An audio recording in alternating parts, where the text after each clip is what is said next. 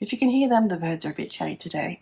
Hi, my name's Leanne. I'm an artist and a writer, and today's writing vlog is going to be a little bit different. I am going to take you on a research trip. It's really not that exciting. Oh, way to sell it, Leanne. No, I'm not schizophrenic, I swear.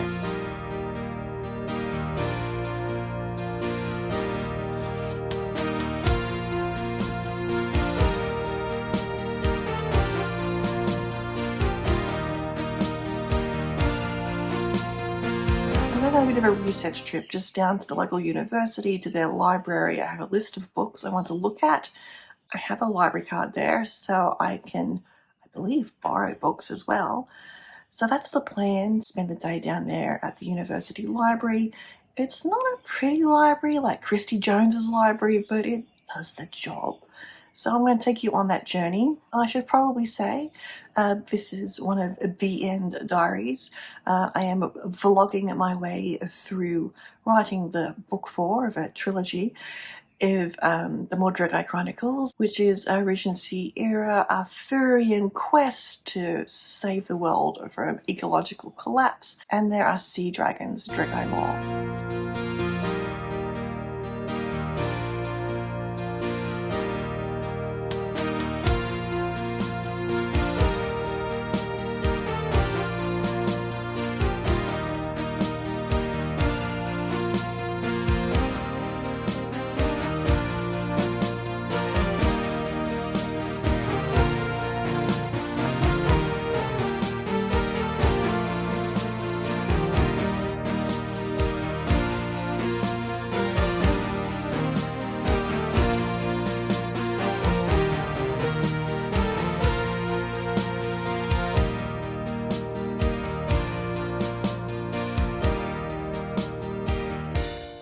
Well, I'm all done at the library, and it was a bit of a bust. They are reorganising the library, so there were whole sections not where they were supposed to be, and they were in boxes. So I did find a few books. Some of them were a complete bust, as I expected, but one of the gifts of walking into a library is you get to look at the books around it and find some interesting things, which I did. So yeah, more later.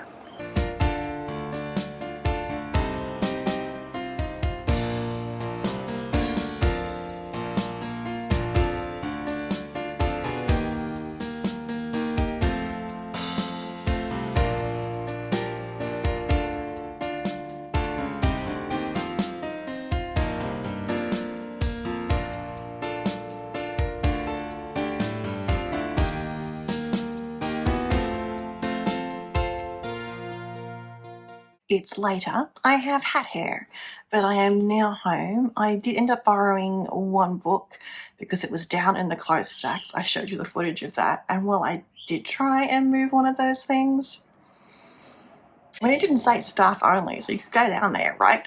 I ended up having to go back up to the desk and asking for help, and an actual librarian went down and found it for me.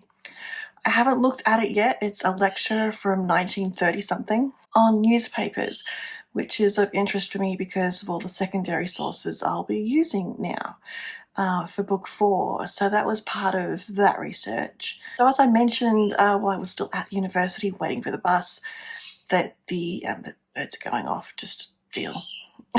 They're the rainbow lorikeets. So as I mentioned earlier in the video, a lot of the books were in boxes. And it was a little disconcerting to see whole Dewey sections just gone. And they'd reorganized them. It was like, 9.22 jumps to 930, which it was a bit of a worry. And in one of the reading rooms, which is actually where all the bookshelves are, they were going through them, and I think some of them were going to be restacked, and others were going to the book fair and possible disposal. And it kind of made me wonder, here we go, in this electronic age, like the library has changed a lot since I've been there, which was 30 years ago, easily. It's a whole new wing, and there's lots of study spaces and lots of computer monitors and very few bookshelves. So it was kind of like, well, what happens when the internet goes down? And all that disappears. As a community member, of the library. I can't access any of the online stuff anyway. You need to be a staff member or a student to access any of the online things. I do have links to some free resources, so this afternoon I'm going to dive into a link that I found via their library catalogue, and we'll go down that rabbit hole. And it wasn't a complete bust. As I said, I did find a couple of books that were interesting. They were looking very much at the French romances when it comes to the Fisher King, but there were some connections. And I'm like, ooh, what if? What if? And really, that is all an author needs, is a what if. It may not even be like anything in the end. So I took a few pages of notes. I ended up spending probably almost an hour and a half there, and about 15 minutes of that was waiting for the librarian to go down to the basement to get the book that I wanted. This tiny wee thing. But I think now that I've borrowed it, it may have a new lease on life. It's very short. It's actually listed as a pamphlet, and that was one of the reasons why I wanted to get into to see actual pamphlets, but it's a hardcover, and also from 1930, not from the time period we're in, but I did find a book that talked about pamphlets in the early modern period, and in its epilogue talked about the history of pamphlets from the 1600s through to the early 19th century. So that was just enough details to get me by when I design a pamphlet that Adathea is going to write as a secondary source. In a couple of weeks, I will be down in Newcastle to go to the Lighthouse for a writer's residency. It's technically a writer's retreat because I had to pay for it. And it's going to be some concentrated writing time, which I need after this month of September, which was, as you saw in my last video, it was just snatching time here and there and not getting a whole lot done. So the plan is to prepare for that now, do a bunch of transcribing. So I have a printout of that to take with me for when I'm starting to pull the pieces together and continue the threads. Bring the notebooks with me if I don't get to transcribing all of it. And then these research pieces on writing pamphlets and scientific literature and that kind of thing. So I do have some more research to do. I'm going to do that on the computer. I'll give you some footage of that. That was very exciting. And so that wraps up my research vlog. I don't think I need to show you returning the book that I borrowed. So thank you for watching. I hope you found this little short video on going to research in a library helpful. Like I said, the best thing about going to a library is looking at the books that are around it in the same Dewey number, because then you can find some good things.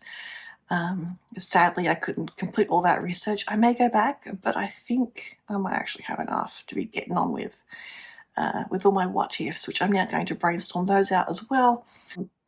What I did find in the library, some quotes and things and some little what ifs and because there was some interesting stuff, let me tell you. So thank you for watching this video. Please like this video if you liked it, subscribe if you aren't subscribed already, and if you are subscribed already, thank you. I really appreciate you being here and at least having me on the background. And I will see you in the next video, which is all going to be about that writing residency / retreat. Thanks for watching. Bye.